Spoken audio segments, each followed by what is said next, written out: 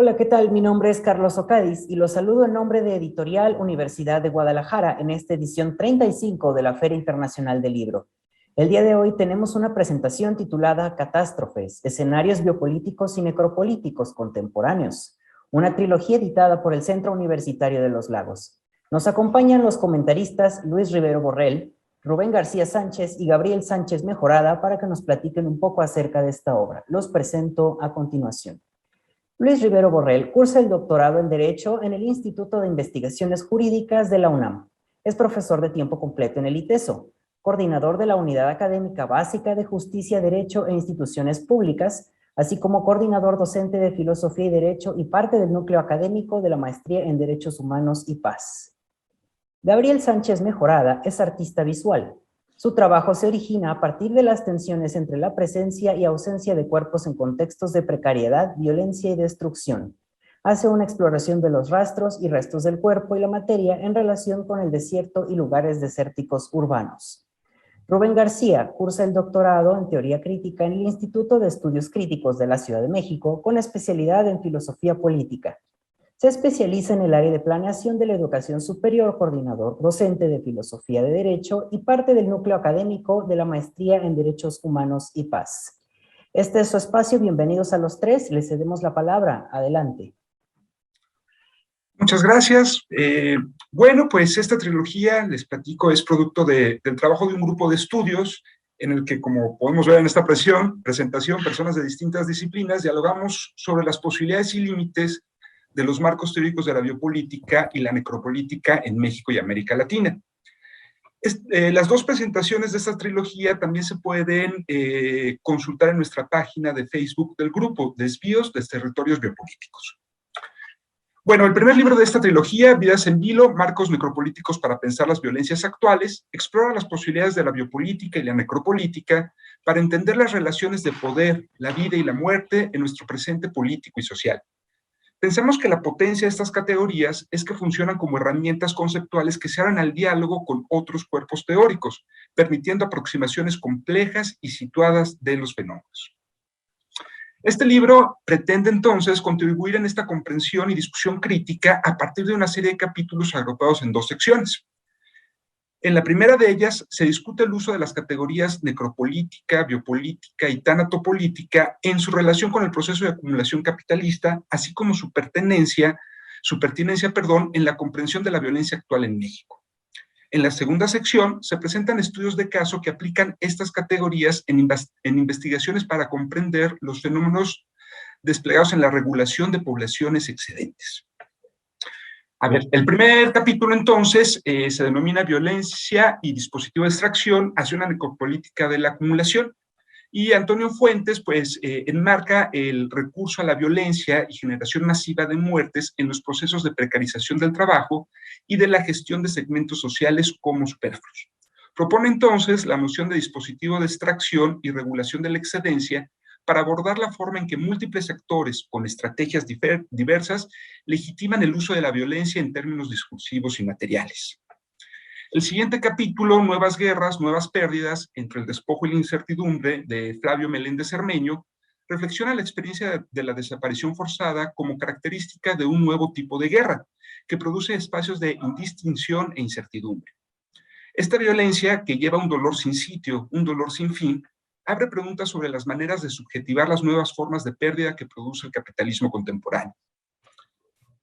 Entre tanatopolítica y necropolítica, de Hugo César Moreno, busca diferenciar y descifrar la diferencia entre ambos términos, necropolítica y tanatopolítica, en el contexto de los estados neoliberales, donde el ejercicio de un poder de muerte se realiza por actores privados indirectos. El actor vincula la tanatopolítica a un ejercicio soberano estatal en la preservación de la vida a través de la regulación de la muerte, mientras que la necropolítica sería un colateral de la gestión neoliberal en la búsqueda de recursos por parte de actores privados. En la reglamentación de la comunidad, una adaptación de la propuesta de Espósito para problematizar la relación entre la comunidad y el derecho, es el capítulo que a mí me toca presentar. Esboza una forma específica en que se reduce o sacrifica la complejidad de la vida en comunidad por medio de productos normativos que la reducen a un mero conjunto identitario y que funcionan como dispositivos de control que limitan las posibilidades de respuesta ante los contextos de violencia. Emilio Nocedal, en el capítulo La experiencia migratoria centroamericana indocumentada ante el Estado mexicano, aborda las consecuencias que la política migratoria tuvo sobre los migrantes indocumentados que atravesaron el sur de México. Su trabajo articula reflexiones teóricas y empíricas desde perspectivas bio y necropolíticas para comprender los efectos de la intervención del Estado, pero también de otros actores como la ayuda humanitaria. En Carne de Cañón, una lectura biopolítica y necropolítica de las juventudes en el encierro, Ricardo Carlos Ernesto González busca visibilizar la violencia institucional que sufren los jóvenes en los reclusorios, quienes son utilizados como carne de cañón para mostrar los éxitos políticos en el combate a la inseguridad, como cantidades estadísticas funcionales a un discurso de legitimación del Estado ante el entorno de violencia. Jafet Alejandro Guerrero Gutiérrez, en el capítulo Una hipótesis sobre diabetes, neoliberalismo y muerte, vincula la proliferación de la diabetes con la implementación del neoliberalismo a escala global. La diabetes encarna un ejercicio de poder a través de la desigualdad económica que va produciendo muertes prefiguradas por la enfermedad, mientras los órganos internacionales de salud enfocan su prevención y cuidado únicamente en la condición individual, responsabilizando a los sujetos de su propio sufrimiento. Por último, el capítulo Medidas extraordinarias en El Salvador, estado de excepción permanente, Edgar Baltasar Landeros propone un ejercicio de interpretación teórica sobre la administración estatal de la violencia en El Salvador. Para el autor, es posible observar las características de un estado de excepción en las estrategias de combate a las pandillas, denominadas medidas extraordinarias, en las que el Estado salvadoreño recurre a la excepción permanente como mecanismo de gobierno para recuperar el control y el monopolio de atribuciones que exige como propias. Bueno, pues en su conjunto, este libro nos presenta entonces diferentes posibilidades para situar los marcos de la biopolítica y la necropolítica, así como vías de aproximación a las violencias actuales. Estas herramientas conceptuales nos permiten comprender las políticas de seguridad y el entorno de violencia directa o difusa producida por las instituciones del Estado y actores no estatales, así como las vidas consideradas como excedentes, superfluas o en vilo en fenómenos que dolorosamente pues, nos tocan en México y en América Latina. Gracias. Continuaría yo entonces con el texto de Transversalidad y Biopolíticas, Cuerpos, Géneros y Saberes, que coordina Rocío Moreno Badajoz y que trata de establecer una relación entre el cuerpo, entre el tema de la identidad de género y el tema del saber, ¿no? Es un texto que busca varios cruces, que trabaja varios cruces de estos conceptos, ¿no? Desde la perspectiva tanto de Michel Foucault, ¿no? La perspectiva de Gilles Deleuze, Giorgio Agamben y otros autores, ¿no? Que son retomados para entender cómo es que los cuerpos resisten y se sublevan a los dispositivos biopolíticos contemporáneos, ¿no? Entonces tenemos cuerpos que se sublevan, tenemos también flujos de cuerpos, tenemos algo que Gilles Deleuze denomina el rizoma, ¿no? El rizoma que implica una interconexión de estos flujos entre sí, ¿no? De una manera compleja y de una manera dinámica, ¿no? Y también se menciona en el texto cómo es que la transgresión del género a partir del fenómeno de la transsexualidad, del transgénero, ¿no? Rompe con los binarios del género creando nuevos procesos de subjetivación, ¿no? Entonces todos estos temas están aquí en los diferentes artículos, en los diferentes textos que están integrados en el texto, ¿no? Y también nos refiere a una condición permanente de estado de excepción que vivimos en la actualidad, ¿no? La biopolítica y el estado de excepción, el campo de concentración, se conjugan, ¿no? Para mostrarnos cómo se producen cuerpos desposeídos, cuerpos precarizados, a manera de un homo sacer, ¿no? Como lo plantea Giorgio Agamben, ¿no? Y que se basan en lo que él denomina la nuda vida, ¿no? Que es la vida precarizada, invivible, sin duelo, ¿no? Al homo sacer cualquiera lo puede matar, ¿no? Y no tiene posibilidad de que alguien haga duelo por él o que sea castigado por haberlo dejado morir o haberlo matado, ¿no? Entonces estamos aquí tratando con los cuerpos que están en el filo, ¿no? Con cuerpos que están en los límites, ¿no? de lo que la sociedad establece, ¿no? Cuerpos que han sido expulsados de aquello que nos parece lo normal a nosotros, ¿no?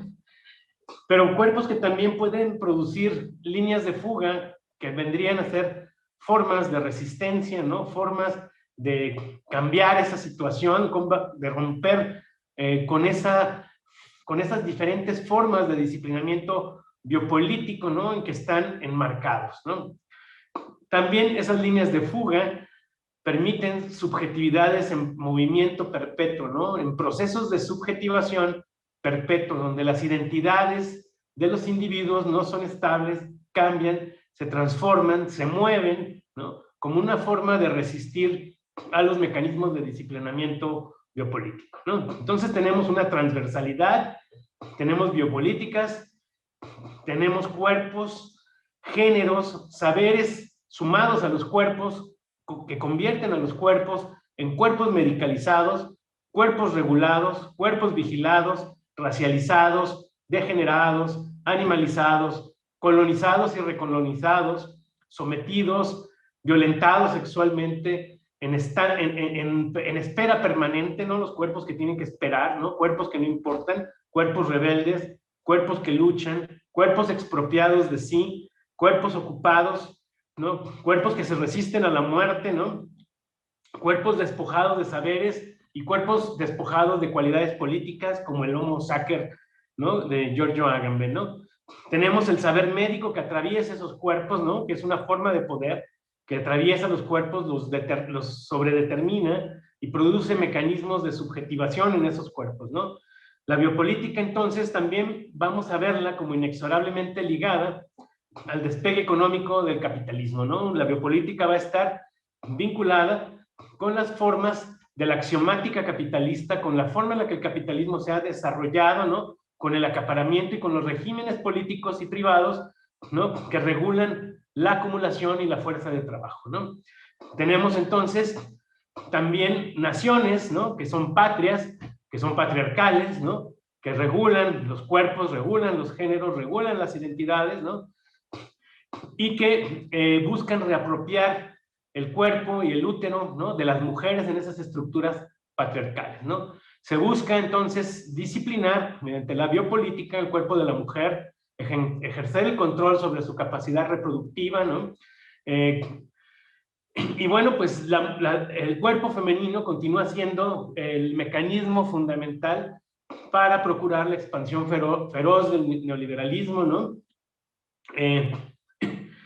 Y bueno, pues vamos a tener una interacción entre cuerpos masculinos, femeninos y cuerpos trans, ¿no? Cuerpos trans que rompen con los binarios del género al que estamos acostumbrados, ¿no? Estamos acostumbrados a la existencia cultural solamente de los géneros hombre y mujer, ¿no? Se les adscribe una supuesta esencia sexual, ¿no? Sin embargo, esa esencia sexual de esos cuerpos, pues no es más que una ficción, porque pues no hay nada que diga que el cuerpo mujer pues deba tener falda o zapatos de mujer o pintarse. Eso es una forma de subjetivación producida por las estructuras patriarcales que están vinculadas con las estructuras de apropiación capitalista, ¿no? La axiomática del capital y con las estructuras políticas de lo que conocemos como la patria patriarcal, el Estado-nación, ¿no? Entonces tenemos varios textos, ¿no? Varios textos en donde participan Rocío Moreno Badajoz. En la presentación también participa Flavio Meléndez Cermeño, que forma parte del círculo psicoanalítico de la ciudad de Guadalajara, ¿no? Y que, bueno, pues desde estas perspectivas biopolíticas buscan analizar varios escenarios en donde los cuerpos, donde el género y el capitalismo y esas estructuras de poder que generan, ¿no? Que van aparejadas al mismo, pues se imbrican entre sí, ¿no? El primer artículo del libro, ¿no? se llama La prosperidad del biopoder, ¿no? Mujeres indígenas, cuerpo y acumulación del capital humano, a través de un programa social mexicano. Y este es un texto de Rocío Moreno Badajoz acerca del programa Prospera y acerca de cómo este programa buscaba superar la pobreza, pero a través de estrategias que descansaban esencialmente en el cuerpo y en las subjetividades femeninas, ¿no? Entonces se constituye Prospera como una forma de gestión biopolítica que descansa en las mujeres. Las mujeres son las que tienen que llevar adelante este programa, un programa que tiene que ver con educar a las familias sobre cómo comer, ¿no? La alimentación, el tiempo, varias cosas, ¿no? Que tienen que cumplir las mujeres, ¿no? Pero bueno, son mujeres que viven en comunidades marginadas, ¿no? En este caso, en la comunidad de Cherán, ¿no? En el estado de Michoacán, ¿no? Mujeres que son presas de la dominación y de la discriminación de clase, raza y género, ¿no? Es una triple dominación que está encima de estas mujeres, ¿no? El programa Prospera, bueno, pues es una estrategia de disciplinamiento, ¿no? A final de cuentas, que busca moldear personas obedientes a través de la mediación de estos cuerpos de las mujeres. Y se añade a este marco, ¿no? El poder gubernamental, ¿no? De este programa social que está racializado y marcado por esas diferencias de género. Entonces, Prospera se convierte en un mecanismo biopolítico, ¿no? Y al final del artículo, Rocío también hace un vínculo entre este programa y otras formas de disciplinamiento, ¿no? Que incluso están marcadas en el tránsito hacia el gobierno de López Obrador, ¿no? Que tienen que ver con el uso de la Guardia Nacional, la militarización de los espacios en donde estas comunidades recrean su vida cotidiana, ¿no? Entonces, hay varios frentes a los que se tienen que enfrentar las mujeres. La solución del gobierno es, te va este programa, ¿no? Tienes que aprender estas cosas, tienes que enseñarle a tu familia que haga esto, y esto es un proceso de disciplinamiento biopolítico, ¿no? El siguiente texto es de Débora Grandón Valenzuela, que es un texto que se llama Biopolítica y Necropolítica anudadas en el cuerpo de la mujer. Esta es otra transversalidad, ¿no? En el texto, ¿no? Donde ahora también el concepto de necropolítica de Aquil Membe también se presenta, ¿no?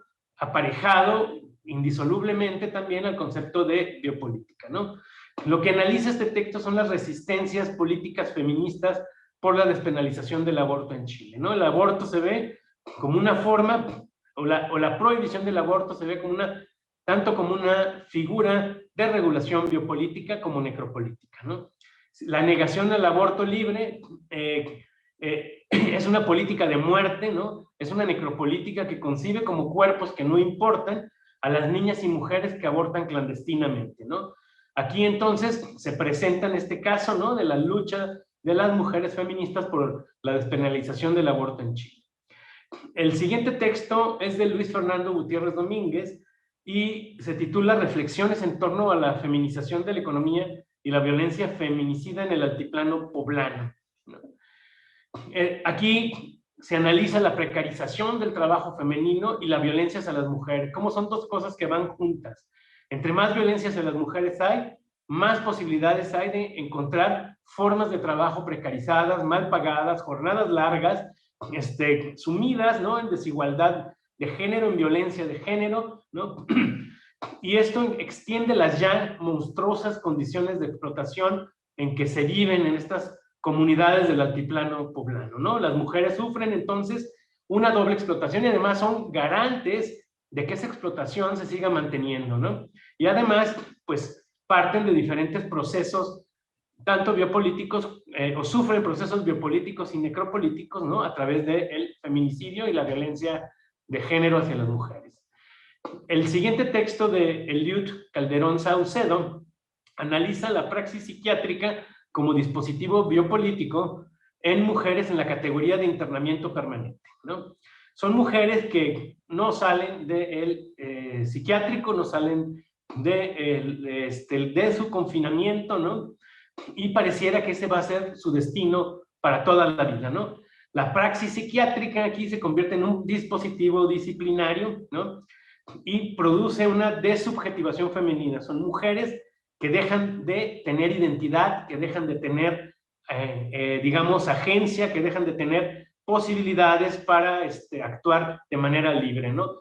Y aquí hay una convergencia entonces de los dispositivos disciplinarios de los que hablaba Foucault, en este caso obviamente el hospital, el dispositivo médico y el dispositivo biopolítico. La cura es la disciplina, te tienes que disciplinar, tienes que ser así, tienes que trabajar, volverte esto y entender que el tratamiento va a ser interminable y que el disciplinamiento biopolítico va a ser interminable también, ¿no? Luis Fernando Contreras Gallegos estudia los espacios de captura deseante a través de lo que denomina una biopolítica del deseo. Trabaja el ciberespacio, ¿no?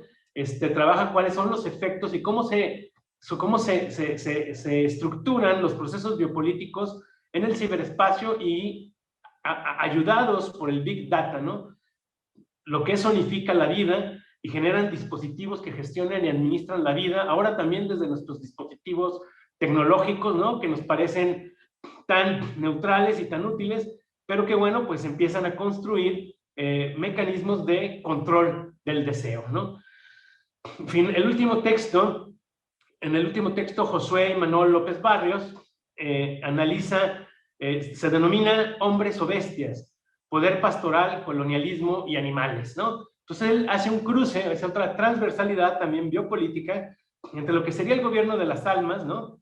De los procesos de colonización y de evangelización con los que vienen aparejados y los procesos de la vida animal, ¿no? Entonces asocia al colonialismo la animalización de los indios, ¿no? Así como a los indios eran vistos como animales que había que evangelizar, que había que gobernar, ¿no? Que había que controlar, disciplinar. Bueno, pues todo también lo que tiene que ver con la ganadería, ¿no? Se vincula también con la evangelización colonial, ¿no? Hay varias entrecruces entre cómo se desarrollan los procesos de ganadería y cómo la evangelización colonial animaliza, ¿no? y marginaliza a los indios, ¿no? Entonces, bueno, pues tenemos varios tratamientos de entrecruces, ¿no? Que cruzan el género y que cruzan la biopolítica y la violencia y el saber, ¿no? Entonces, bueno, yo ahí dejaría la presentación. Bueno, ahora me toca presentarles el libro Escrituras de la Catástrofe, Bio y Necropolítica en el Arte y la Literatura, coordinado por Alina Peña y Edgar Íñiguez. Y bueno, este proyecto, este libro surgió en 2018, cuando se lanzó la convocatoria entre compañeras y compañeros de varios ámbitos, disciplinas y distintas miradas para pensar las maneras en cómo el arte y sus escrituras actúan desde escenarios de excepción que se reproducen en distintas claves de violencia, ¿no? A través de retenes militares en carreteras, toques de queda sin nombrarse como tal, abandonos y despoblaciones, estados de sitio, fragmentación y vigilancia del territorio, detenciones y desapariciones forzadas, zonas de exterminio, ¿no? Y bueno, escenarios que tal vez no alcanzamos a imaginar por diversas particularidades. Y en la convocatoria para la realización de este trabajo se propuso que se detonara la escritura de textos teóricos y analíticos, ¿no? Pero también la producción artística de dos proyectos, un proyecto visual y otro audiovisual que abordan la desaparición forzada desde Jalisco, ¿no? Y así este texto, Escrituras de la Catástrofe, se compone de manera heterogénea, por trabajos que buscan abordar la producción artística en diferentes soportes técnicos, ¿no? Texto, imagen, cuerpo, espacio público. Y bueno, todo esto vinculado a la producción de estrategias de indagación, investigación y al develamiento y visibilización de los regímenes de control sobre la vida y la muerte, ¿no? En este sentido interesa pues pensar el arte y los ecos que detona, no como un vehículo informativo, comunicativo, ilustrativo, ¿no? El arte no como realmente expositivo, sino más bien como herramienta herméutica, ¿no? Como un mecanismo para develar lo invisible que hay en esa gramática dominante de la vida y de la necropolítica. Para eso acá se piensa en catástrofe en clave epistemológica para leer la historia y construir, ¿no? Siguiendo a Benjamin, construir desde la catástrofe. Y bueno, los textos y proyectos artísticos de esta publicación son una suerte de excavación en las ruinas, de búsquedas, valorización de la vida, ¿no? Y los restos de la violencia para hacer otros lenguajes desde los cuales se puede hacer posible, pensable lo imposible, ¿no? A fin de ficcionar los cuerpos, ¿no? De convertirse en entrecruzamientos de poder en territorios donde se inscriben también las políticas de gestión de la vida y de la muerte, ¿no? Y entró, plantea y preguntas que nos inquietan, preguntas desde las cuales quisimos articular esta conversación, ¿no? Y una conversación que aún continúa, que son cómo enfrentar o hablar de los modos de violencia en su clave de horror, ¿no? Sin perpetuar la espectacularidad de sus imágenes. ¿Cuáles son las posibilidades del arte y de la acción creativa para intervenir la maquinaria de la bionecropolítica, ¿no? Y activar otros modos de interacción social? ¿Cuáles son las disyuntivas del lenguaje frente a la presencia de violencia que impone la desaparición forzada? ¿Qué puede aparecer la estética y para quiénes? De modo que allí surja una interrupción, ¿no? Frente a los mandatos del deber.